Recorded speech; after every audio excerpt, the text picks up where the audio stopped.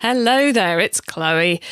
And this summer sees me stuck, well, not exactly stuck, but kind of stuck in the office in Cornwall for a couple of months.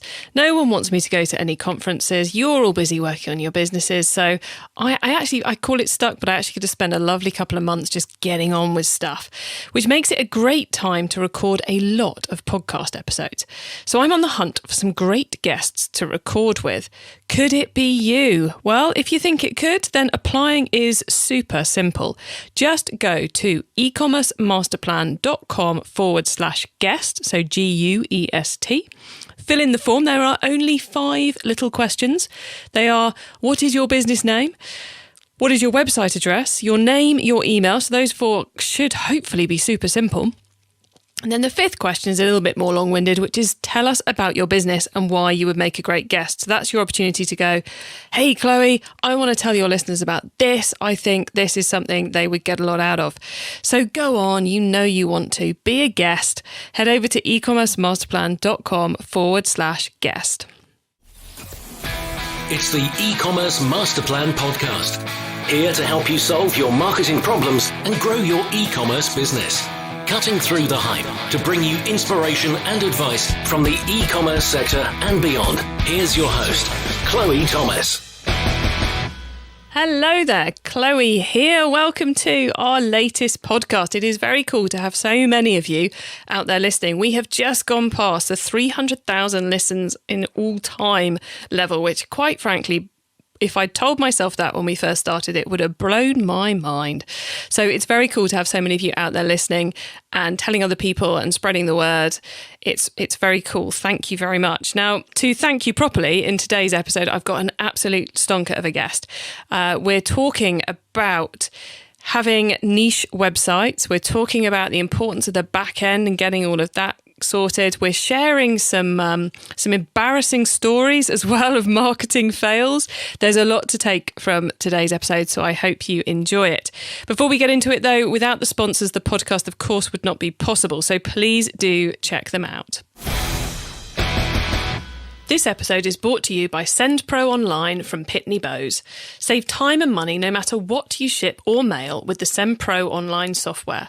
Print shipping labels and stamps right from your desk and access discounted rates for as low as $4.99 per month.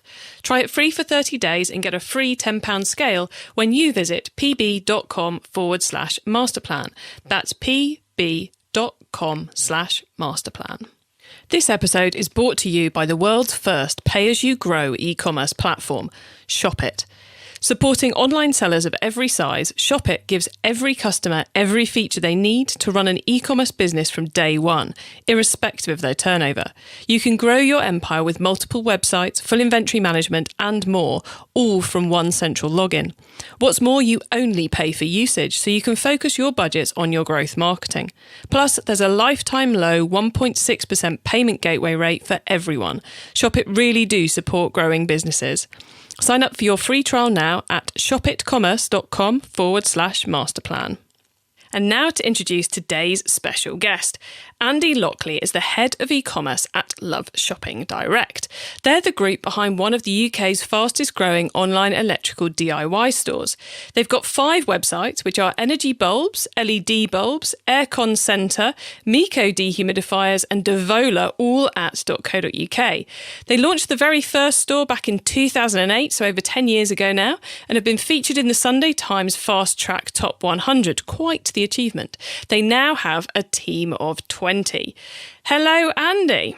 Hi, Chloe. How are you doing? I'm great, thank you. Thank you for having me. It's great to have you here, and I'm looking forward to finding out all about how you cope with managing 5 slightly different businesses, not quite completely different businesses, all at once. But before we get into this, let's find out a bit more about you. How did you get started off in e-commerce?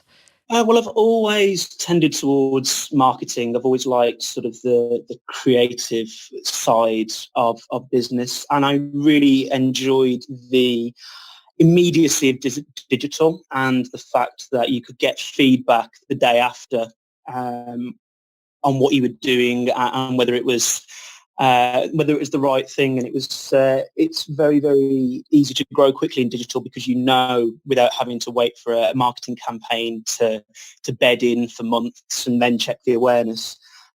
You can tell sort of whether you've had a positive effect on sales very, very quickly.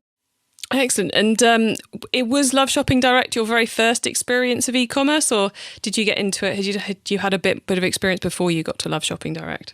So I started off at Phones4u, which was they had a very, very good, talented digital team who were very generous with their time teaching youngsters like me when I joined. And I appreciate that I was an infuriating junior employee. I sort of joined sort of the first day and being shown the sort of how to do the daily reports. And I'm already thinking in my head, I can do that better. I'll have a go at rebuilding that report and stuff like that. So the blessing and the curse of enthusiasm. Yeah, I've got sort of a personality that doesn't really work when you're a junior employee. I'm sort of very, very inquisitive. I always want to get to the next level, always want to do something better. My mum tells a great story about when I was 5 and she was just showing me how to play Monopoly. And one of the first things I said was, I know a better way than that. And it's a good thing to have as a head of e-commerce, I have to say. But yes, having been a fairly similar person myself, I think everyone breathed a huge sigh of relief when they got to stop managing me, I have to say. Oh, cool. So Phones4u was a really good learning environment for you then? Yeah, definitely. And then I moved to Clogs, which is an arm of JD Sports. And that was again a really, really good learning experience. That was shoes, footwear, largely women's. I now have a raft of knowledge about footwear that I don't think I'll ever use again. But never say never. Yeah. Oh, cool. Okay, well, let's focus in on LoveShoppingDirect then, because we've got 5 whole websites to talk about here. So let's kind of go through the basics. You're based in the UK. Are you selling purely UK, or do you do overseas as well? We're UK at the moment. I'm guessing with the products you're selling, in terms of size and fragility, that's probably kind of made that decision for you? Yeah, pretty much. We have a lot of very, very big units, air conditioners, dehumidifiers, where we get real issues with delivery to certain places. So yeah, we do have plans to expand internationally in the future, but at the moment we're UK. Nice. And what platform do you sell on? So we have just completed the biggest project that the business has ever done, which is to move all 5 websites to Shopify Plus within 12 months, which nearly killed me, but it was worth it. I can imagine. Congratulations. Thank you. My team worked very, very hard. Were they all coming from the same place, or had you reached the point where you had one on this, one on something else, and all that kind of crazy? So there were 5 websites across 3 different platforms. So we had 2 on a bespoke platform that sort of started with the business over 10 years ago. 2 were on Magento 1, which was rapidly end-of-lifing and scaring the life out of us. And then 1 on WordPress. Oh my word, so you had it all going on, basically. And it must be great to have them all on the same platform. And of course with Shopify Plus, they're linked in the right places too, aren't they? Yeah, and it's sort of it's not just Shopify Plus that was the linchpin. We reevaluated the whole tech stack. We implemented a PIM system in the middle, so we could make sure that all of our products, when they were duplicated across sites, we didn't have to do the work twice. We've got a very, very good ERP system in Brightpearl that helps us get orders out the door and make sure that our customers are all happy. Excellent. Yeah, it's one of those problems at the moment, I think, where you end up finding you've got a whole lot of legacy systems and you reevaluate. You end up moving everything at the same time. So I'm guessing you've gone not just through the chaos and the late nights of moving from 3 different web platforms onto Shopify Plus, but that you've gone from multiple spreadsheet and other installations to the PIM system, and then the same thing onto the ERP, all within 12 months? Brightpearl has been here with us a bit longer, but the PIM system and Shopify Plus, that was all 12 months. Now, I know quite a few of our listeners, I'm guessing, have never heard of a PIM system. So could you just explain a little bit about what that does, please? So PIM stands for Products Information Management, and it's a tool that allows you to very much democratize the product knowledge between because you find with product knowledge there's the haves and the have-nots. And what it means is that the haves can set an example light bulb and then say every light bulb must have a light bulb shape and a light bulb color, and then you sort of draw a red line and say no light bulb goes live without these two things, and then sort of the merchandisers scramble around manufacturers' data sheets, ask the manufacturer look at their websites and make sure that they complete all of the mandatories before something goes live. Yeah, so it both becomes like the repository for the data and a control system for quality, doesn't it? Yeah, it shouts at you if you're missing something, and it sort of keeps the team in line. Your best and worst friend all in one. Yeah. But it's one of those systems which, when you start off, often people don't realise they need, and then I usually find with that, and with with a decent ERP system as well, the one that does all the parcels and packages, is that you kind of reach a pain or a point of failure before you even know these systems exist a lot of the time. Yeah, no, sort of a lot of the time it's just knowing what's out there. And that's where, as a sort of head of e-commerce, you've got the job of keeping your finger on the pulse of what's being invented in the market, also at the same time as running your own business, and then trying to link the two and seeing what will be a great fit. Because I rant and rave about how great our tech stack is, but it's because it's the perfect fit for us. And it very, very much needs to be a fit to your business rather than just step one, plug X into Y, step two, profit. Exactly. And I think one of the real challenges of having to keep an eye on the marketplace and knowing what's going on and what services and systems are out there that could help is also not getting distracted by those perennial bright, shiny objects. Oh gosh, that system's really cool. I want to implement that system, but we don't actually need it, being the problem. Yes, I am. I'm again perennially distracted by things, always wanting to do the coolest thing on my to-do list rather than the most important. Oh, I am so guilty of that on some days. I think I find now I've reached the point where I recognise that that's going to be my mindset for the day. So I just try and point myself towards the interesting thing that's the most useful, if that makes sense. Because sometimes just trying to battle it is just not worth it. Yeah, I totally agree. I just don't know how you deal with that when that's your life's motto. I want to do the coolest thing rather than your day's motto. Yeah, I think it's kind of like today is a day I will give in to the coolest thing. But then tomorrow I have to do what I actually should be doing. Well, that's my excuse anyway. But hey, right, we're about to go down a whole crazy track, which is not hugely relevant to the world of e-commerce. So now you have migrated everything over to your beautiful tech stack. I'm guessing there's possibly a couple of other widgets, plugins, apps you may be using now you're in the wonderful world of Shopify. Yeah, so one of the key ones that we find is Trustpilot. So the reviews are massive to us as a business. We find that because we don't have a massive brand, we have to make sure that we've got the sort of the external reassurance of oodles of 5-star Trustpilot reviews.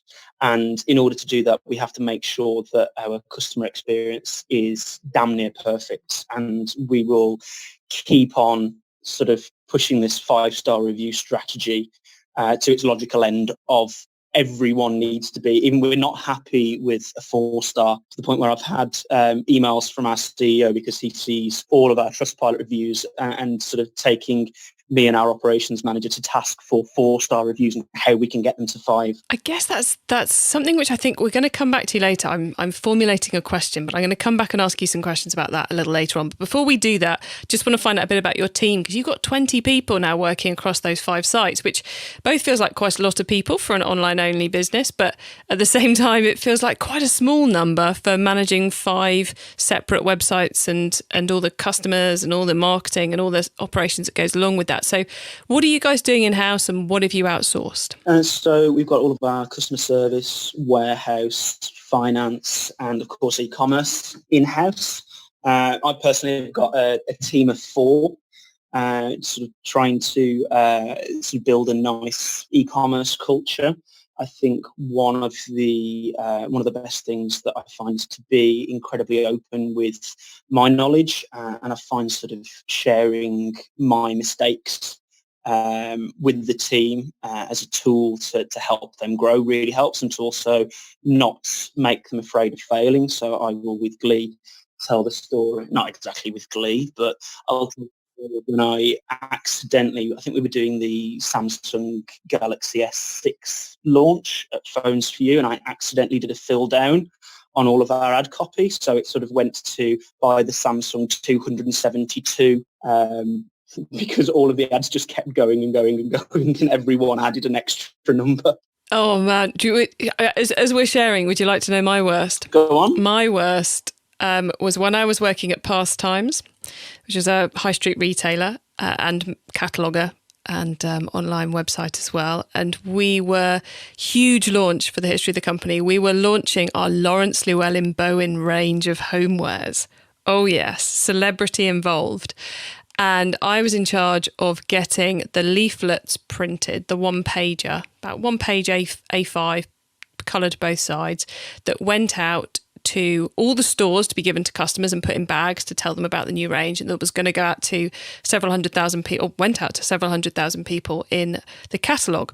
One day, one of the copyright or one of the designers yelled across at me, "Chloe, what's the phone number for this?" So I gave them the phone number, and I didn't check the phone number before I gave it to them. So I assumed the phone number was an 0845, and it was actually an 0345. I did something along those lines. The first we knew that I got it wrong, so it went past no one else noticed I'd given them the wrong phone number for the company. The first we knew it had gone wrong was when the call centre got a phone call from a Boots store somewhere in deepest, darkest outskirts of London, who were saying, "We've been having an awful lot of phone calls about Lawrence Llewellyn Bowen." You probably made their day. So needless to say, thankfully that found its way to my desk, and I phoned them up and I went, "I am so sorry, it's entirely my fault." And I sent them a big box of muffins to try and make up for it. But yeah, that was a minor error. It's a good lesson that food makes everything better. I mean, talking about motivation of my team, we seem to have got into a weird routine now where somebody will throw sort of the target for the month up on the whiteboard, and it'll be sort of, this month we want to make £500,000 net revenue or something like that. If you hit 550, I will buy the entire floor a KFC. And that seems to be an incredibly motivating factor, to the point where I've been in meetings where my team have been talking about, how close are we to the target? Yep. And then how close are we to the chicken target? It is, because often it's not 100 quid somehow is not as tangible, is not as real as that bargain bucket. Exactly. It's we are strange things as humans. We really are. But I said, and yes, I completely agree. Finding the right way to motivate the team and sharing failures is such an important part. But I want to dive into the point you were making about those 4-star reviews, because I think one of the really interesting things about the business that you're running, the websites that you're running, is that they are very much needs. You know, the customer needs that bulb, they need that dehumidifier, they need that aircon, and you may never see that customer again. So you have to get that first impression absolutely perfect, which I guess, but I've not heard of a company being quite so focused on the 4-star reviews. So do you find it really makes a difference pushing every last thing up so you don't get them? Yeah, definitely. I think you are absolutely right. One of the things that I struggled with a little when I joined was the fact that all of my previous businesses were wants, sort of shiny phones, shiny shoes. It's really difficult to try and get people excited about dehumidifiers. It's very much just, I have a problem. I am too hot, too cold, too damp, too dark. We have to solve that problem. We have to solve it quickly, pretty much. So yeah, it is very, very difficult. But it's sort of one of the things that we found was one of LED bulbs used to be the youngest brother of all of our sites, and then it was the first one onto Shopify Plus. and its review level had got so low that it was below I think off the top of my head, it's 150 Trustpilot reviews you need to show in Google. And then when we got it up and running again, with the ease of our new tech stack, we managed to add a lot of new products very, very quickly. And then we managed to get the sales up. And then when the reviews sort of kicked in and we saw the 5-star rating, click-through rate jumped massively, and then it went from being sort of the younger brother of all of the sites to actually one of the leading ones. And I think one of the last months it's actually topped all of the sites, to a point where everybody's going, did you know LED bulbs was top last month? And certain people who've been with the business since the start sort of couldn't believe it, and that was, all because of the sort of the 5-star reviews, concentrating on that customer experience, and it being the first canary down the mine shaft onto Shopify Plus. Got it. So obviously you picked it to be the first one because it was the baby brother of everything. It's like least risk. Let's learn everything on this one. And then literally just taking advantage of the fact the tech stack meant you could get products up quickly. And then the impact of that leading to a load of reviews being placed that were great. And then that reappearing in the Google ads just grew the business for you. Yeah, massively. That's not a marketing strategy you'll find in a book. I maybe should write one. maybe there's one in there. Maybe there is. Because, you wouldn't say, I mean, obviously we think of all of those bits as helping with the marketing, but for it to make that much of a difference within 12 months is quite huge, and really does just kind of highly demonstrate the importance of great customer service and a tech stack that makes it easy for your team to do their job. Yeah, exactly. I mean, sort of, we are fighting the fact that we've got an incredibly boring product range. So sort of another one of those things where we struggle is sort of content, because apart from sort of how-to guides, we really end up a bit stuck. So one of the areas that we are exploring at the moment is sort of life hacks. And how we can sort of pull together different uses for our products that can really help out around the home.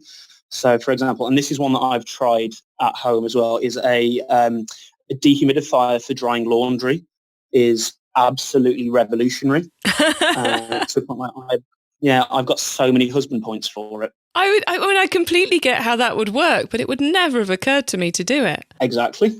I think the dehumidifier that's currently sitting in a cupboard upstairs is about to be deployed in the near future. It shall rest in the cupboard no longer.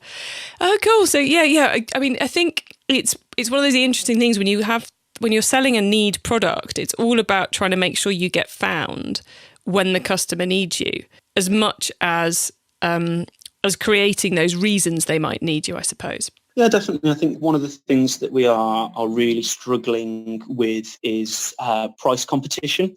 So sort of there will always be somebody who is willing to sell cheaper than you. And then sort of everything that you throw at the price, you just find it's a bit of a rat race and it goes to the bottom. And then sort of this sort of review strategy is the way that we break out of that rat race. We don't just want to be the ones running on the lowest margins with the smallest team operating out of a shed because there's no profit in anything because of how cheap we sell everything. We really want to push the experience. We want a really, really good site. We want a really, really tight delivery experience, and all tied together with great sort of next level technology. And so as the first time visitor to the website can see it right there and then. Exactly. I mean, we've got our sort of two of our founding directors started energybulbs.co.uk from a back bedroom.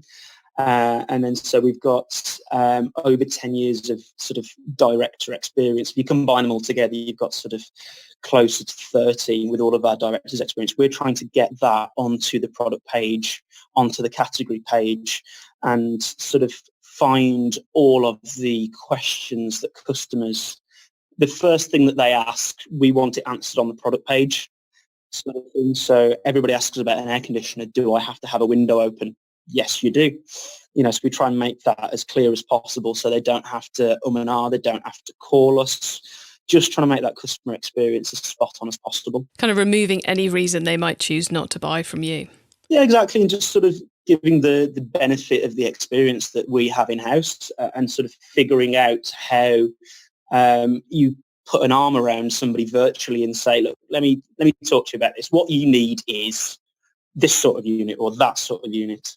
Okay, before we get to the top tips round, there's one question I have to ask you, which is for those of you who are listening who've read my first book, the e-commerce master plan itself, you will be familiar with the product range scale, which is a point I put across in the book, which is that to have a niche website, that's a niche website for our American listeners, which is a website which sells one product and one product only, is a great way of growing because you've got all that keyword and clarity consolidated around that one word, which of course is a strategy that you guys are going for, Andy, intentionally or not, with websites about energy bulbs, LED bulbs, air conditioning, and so forth. Has it ever crossed the mind of the directors or yourself to consolidate into one website, or will you forever go after that niche website play?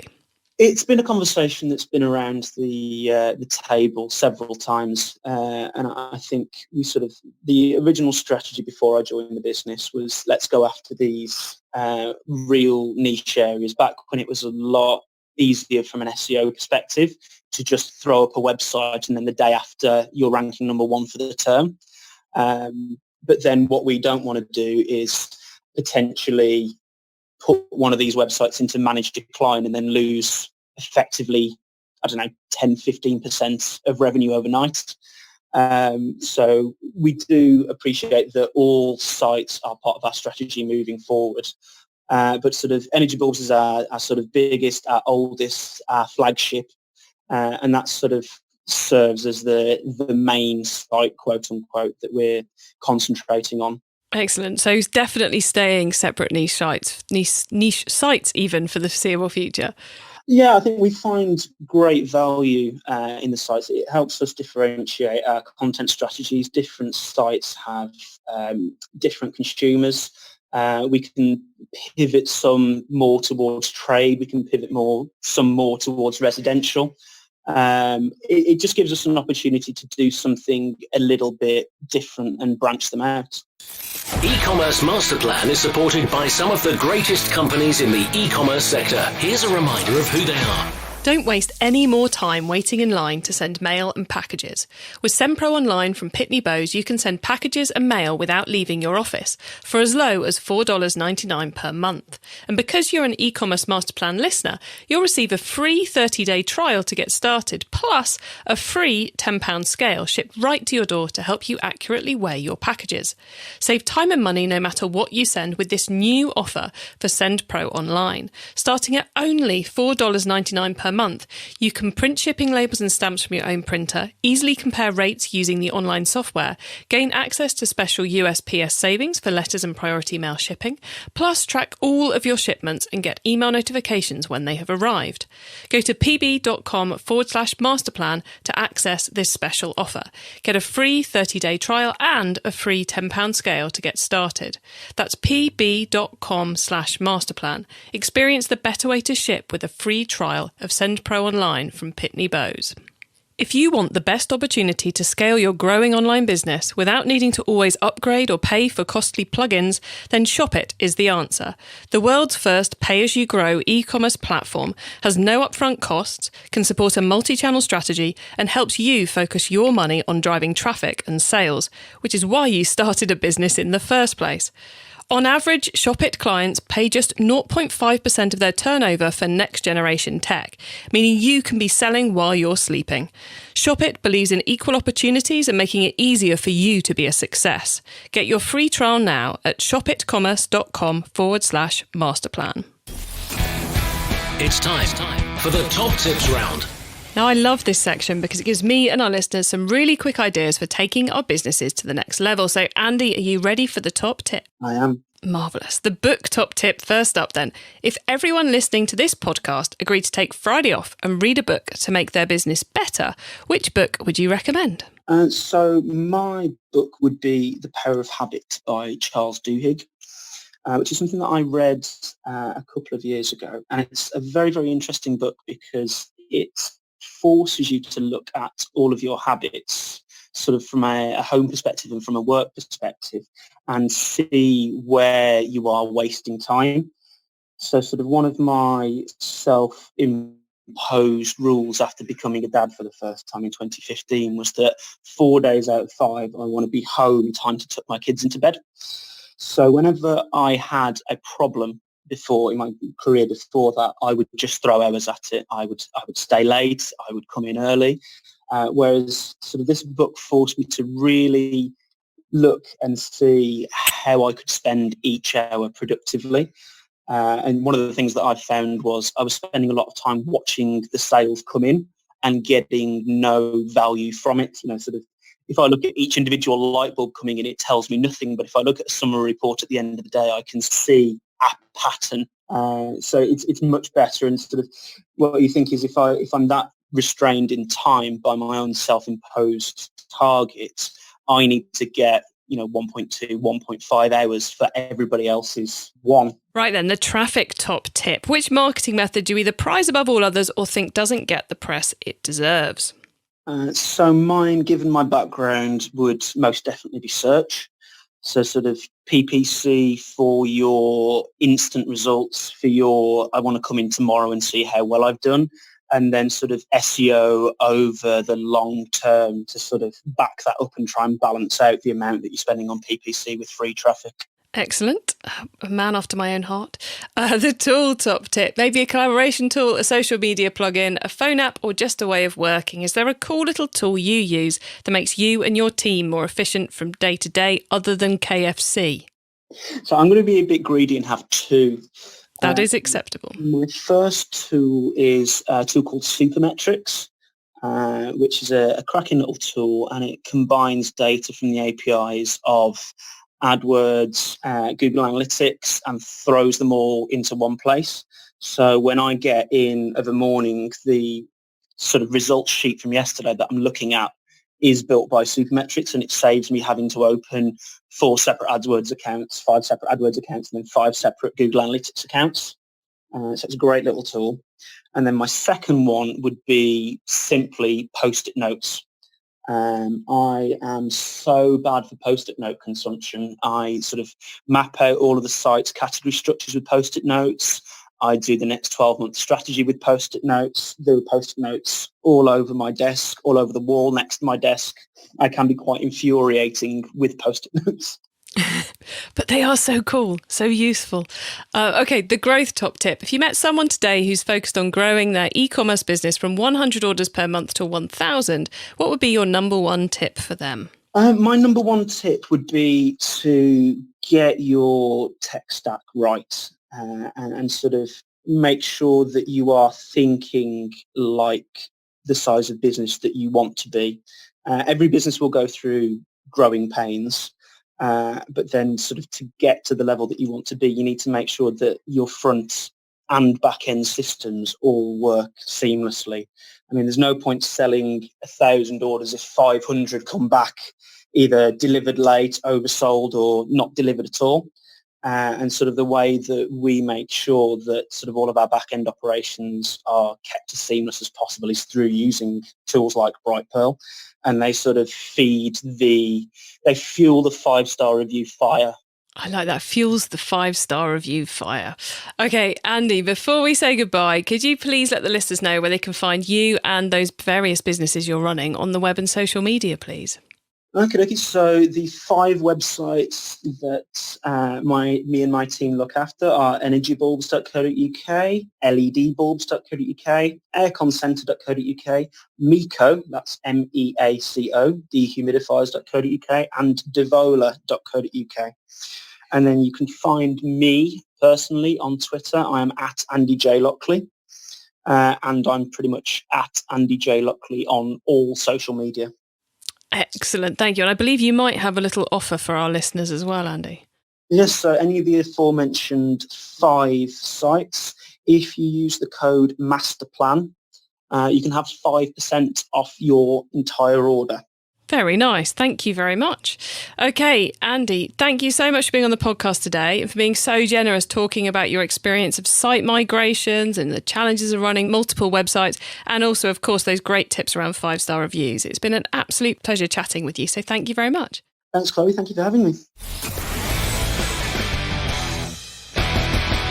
So So there you go. Some great advice there from Andy, who has gone through, I imagine, something of a year of pain migrating everything over to the same tech stack, but is clearly already seeing the benefits of getting the back-end house in order and the way it's freeing up his team to produce ever greater results. Such great tips and tricks there.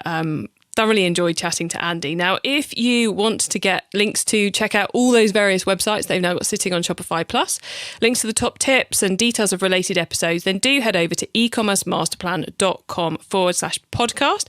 You will find all of that in the show notes, which on that link, you can click through to this particular show. If you're listening via Apple Podcasts or iTunes, please do give us some feedback via the review app, because it helps us get seen in Apple Podcasts and iTunes by more people. And we always want to spread the word and get more people listening to this, because we know how much this show helps you to grow your business. For now, though, have a great week and keep optimizing. Thank you for listening to the eCommerce Masterplan podcast. Find out more at ecommercemasterplan.com/